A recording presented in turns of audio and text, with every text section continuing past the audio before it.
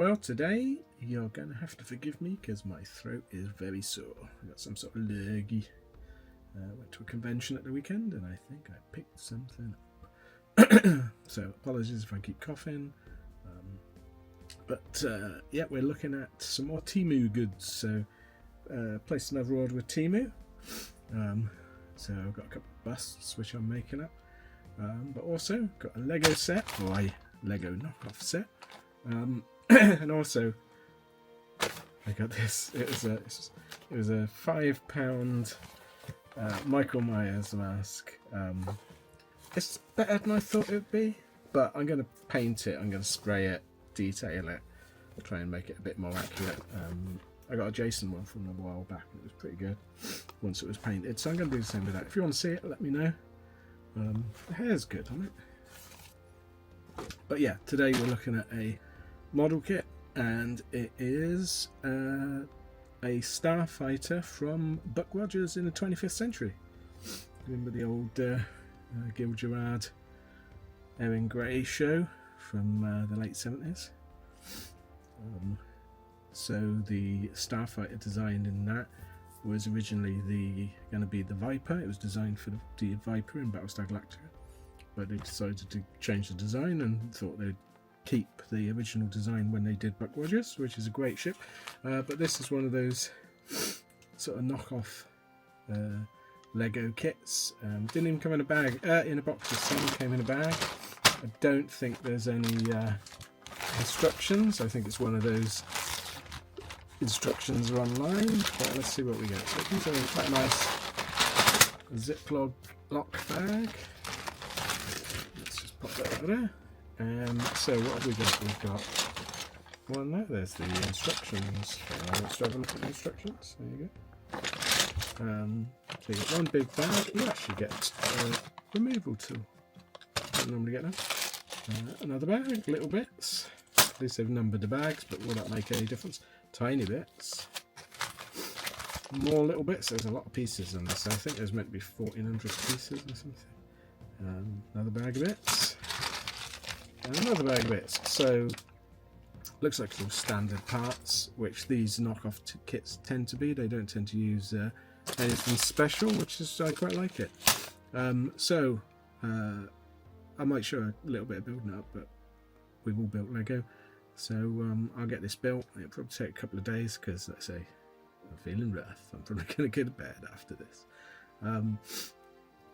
So yeah, we'll get it built, come back, have a look, and see was it worth it. I think this one was actually one of the more expensive ones. It was £15, £15.97, which was I thought it was okay. I mean, Lego wise, a ship like this, you're looking at a 50 quid kit, aren't you? But there's a couple of other Lego kits on there that I quite fancy, but they were like 70 quid. But they were like spaceships with full interiors and stuff like that. I was like, oh, interesting. So we'll see. But yeah, be back in a sec. For you, it's probably going to be days for me. Okay, so it's coming along. It's a lot bigger than I thought it was going to be. It's sort of Lego people sized, so I might be able to do some custom Lego people. But yeah, we'll see how it's going together. There's a couple of bits in the instructions where they're really not good. They don't make any sense. So I'm sort of having to do bits sometimes how I'm going to have to think about it. Like some bits I'm going to have to glue because it just won't fit together. But we'll see how it goes. Okay, so the model's finished, and I have to say I was thoroughly impressed with this one. Wasn't the greatest fitting bricks, but that's true of most of these knockoff brick kits. But the build method was incredibly detailed and clever, and the finished model is just amazing. So much bigger than I thought it was going to be. When you think this was 15 quid. The Mad Max where I got was similar sort of price, and it's not as big. The Eagle that I got was a lot more expensive.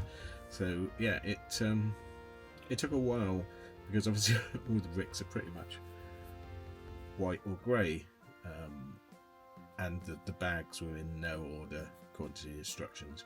The instructions all online, and that did make it slightly difficult, especially because they weren't particularly good instructions. So certain parts, mainly the engines at the back and some of the canopy parts, the way they said to put them together, just it was impossible. There was things like front facing, the bobble facing going against bobble facing, and back of the brick going against back of the brick, with nothing to hold it together, and it just shows it put together. So I've had to reinforce the engines with some Lego rod, and then also glue them, but there was no instruction to do that, no rod included in the kit, so you probably will need a little bit of thought on some of it and some glue. I mean, it's not a bad thing to glue these kits together anyway, given that you're probably not going to ever break them down, because once the instructions are gone, they're gone.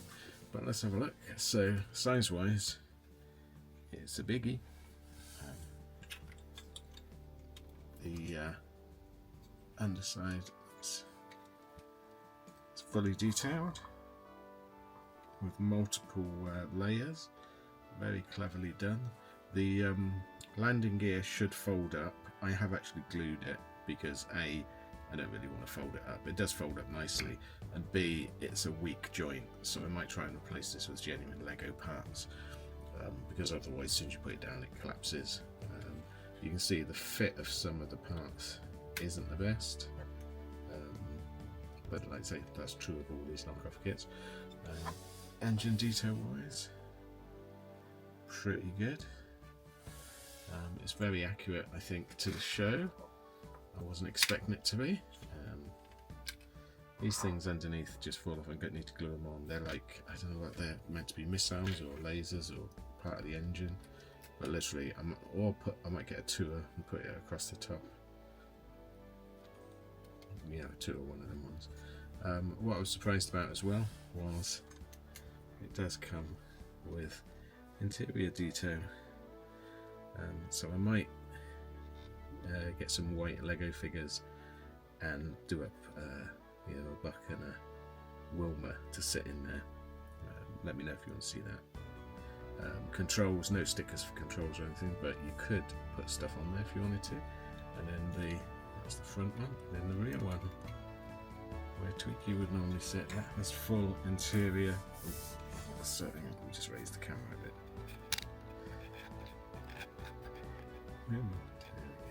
Full interior on the rear as well.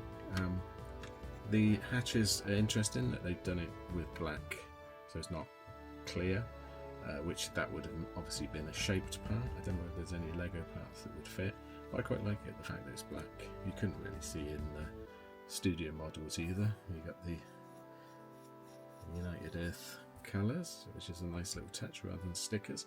So all in all, for I think it was £15.91. Just move that down a